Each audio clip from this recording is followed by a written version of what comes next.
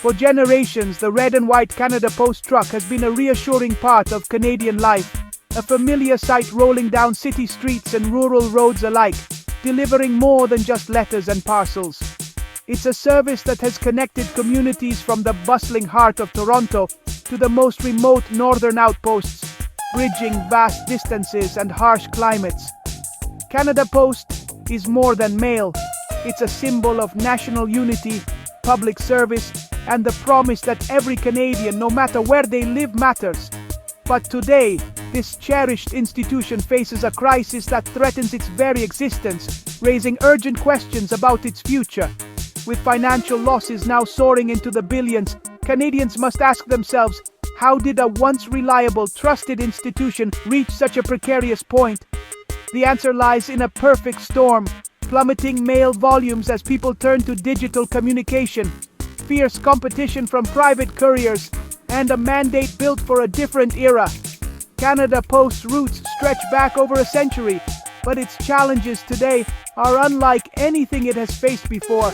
This isn't just a business problem, it's a national one, with real consequences for citizens, especially those in rural and remote areas who rely on regular mail delivery, and for the future of public services in Canada.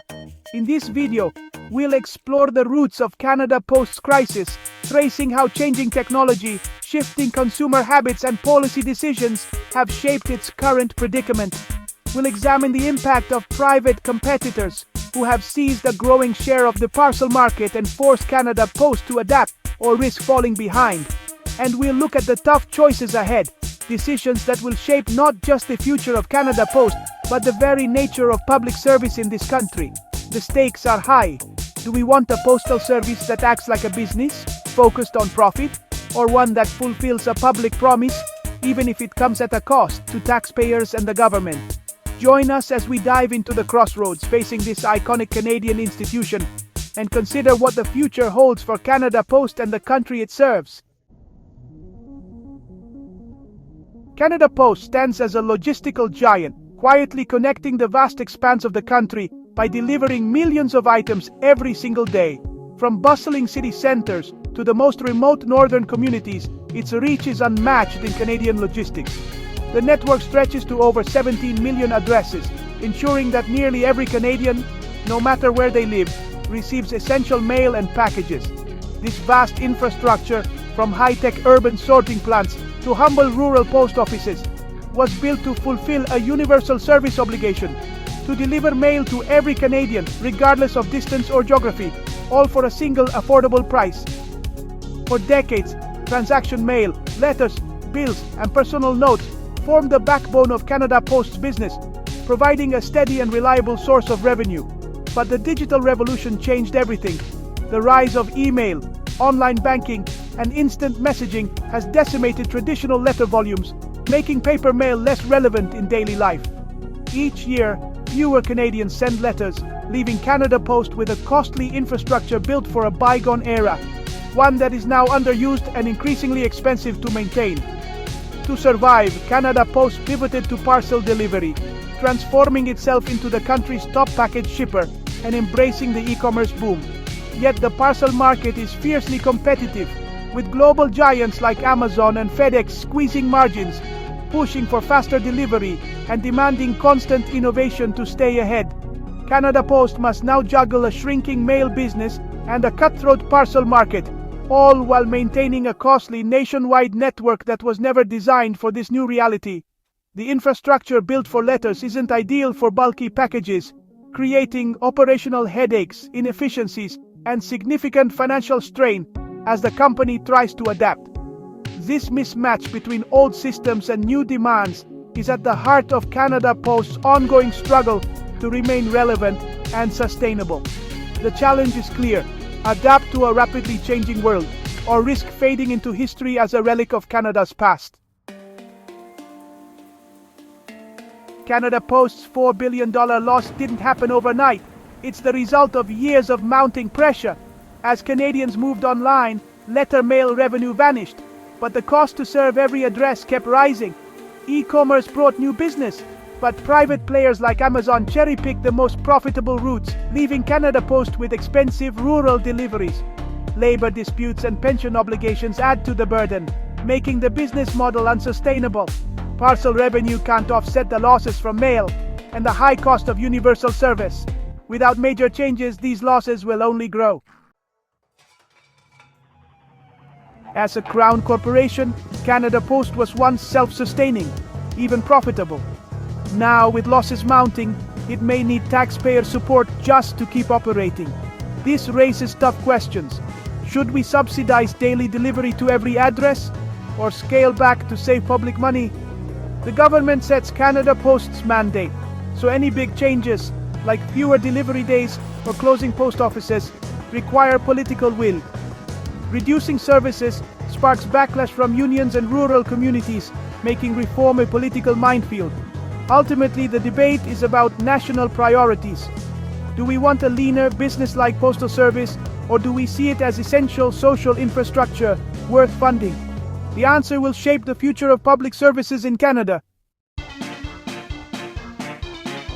The delivery landscape in Canada has been dramatically transformed by the rise of private giants like FedEx and UPS, who have rapidly expanded their networks and services. But it's Amazon that has truly changed the game. These companies focus on the most profitable urban routes using cutting-edge technology, advanced logistics, and real-time tracking to set new standards for speed, convenience, and reliability.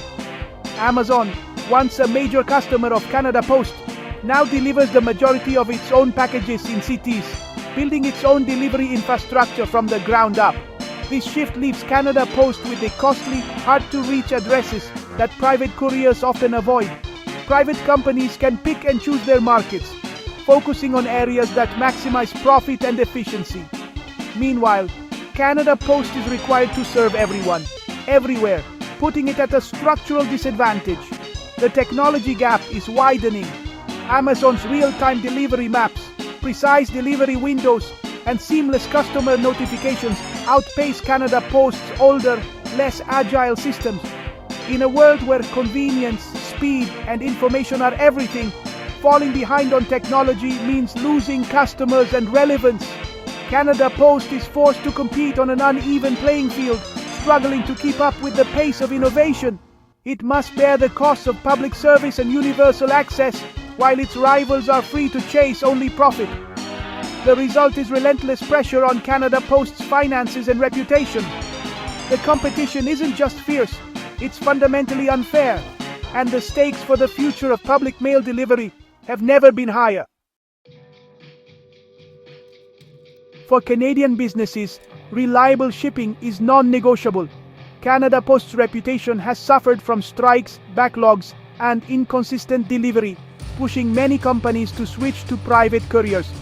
Private couriers may cost more, but they offer guaranteed delivery, robust tracking, and seamless integration with e-commerce platforms. Once businesses adapt to these alternatives, few return to Canada Post. Specialized services, like same-day delivery and international freight, give private couriers an edge. While Canada Post is often cheaper for small packages, businesses are willing to pay more for reliability and fewer headaches. Competing with Amazon means offering a flawless delivery experience, and many businesses see private couriers as the safer bet. Every lost business customer chips away at Canada Post's market share. Canada Post's survival depends on a radical transformation, not business as usual. Its vast network could become a platform for new services. Think community hubs offering government services, printing, or even digital identity verification. Postal banking, already successful in other countries, could bring basic financial services to underserved communities. Embracing technology is crucial. More automation, smarter routes, and better tracking are must-haves. Innovative delivery, like secure community mailboxes or local pickup points, can cut costs and boost convenience. Canada Post needs to think like an entrepreneur, creating specialized divisions to compete in targeted markets. Strategic partnerships with retailers or municipalities could unlock new revenue streams. The future lies in agility, diversification, and a willingness to reinvent what a postal service can be. The core question: what should Canada Post be in the digital age? The Universal Service Obligation was built for a world of letters, not instant messages. Many countries now deliver letters just 3 days a week, focusing daily service on parcels. Canada Post could follow suit to save costs. Urban post offices with low traffic could be consolidated or moved into retail spaces, keeping access while cutting overhead. The goal isn't to eliminate service, but to deliver it more efficiently and focus resources where they matter most. The government must decide, is Canada Post a business or a public service worth subsidizing? Canadians deserve transparency about the costs and trade-offs. Without a clear mandate, Canada Post will remain stuck between past expectations and future realities. Canada Post stands at a crossroads, burdened by deficits and outdated expectations. The collapse of letter mail and the rise of e-commerce have exposed a broken business model. The solutions are tough: modernize the mandate, reduce letter delivery, and transform post offices into community hubs. Embrace technology and new services to generate revenue and stay relevant. Canadians must decide what they want from their postal service and what they're willing to pay for. The future of Canada Post is about more than budgets. It's about national connection, small business support, and public trust. With vision and bold action, Canada Post can be reimagined for a new era. The choices we make now will shape its legacy for generations. The final delivery is in our hands. What kind of Canada Post do we want for the future?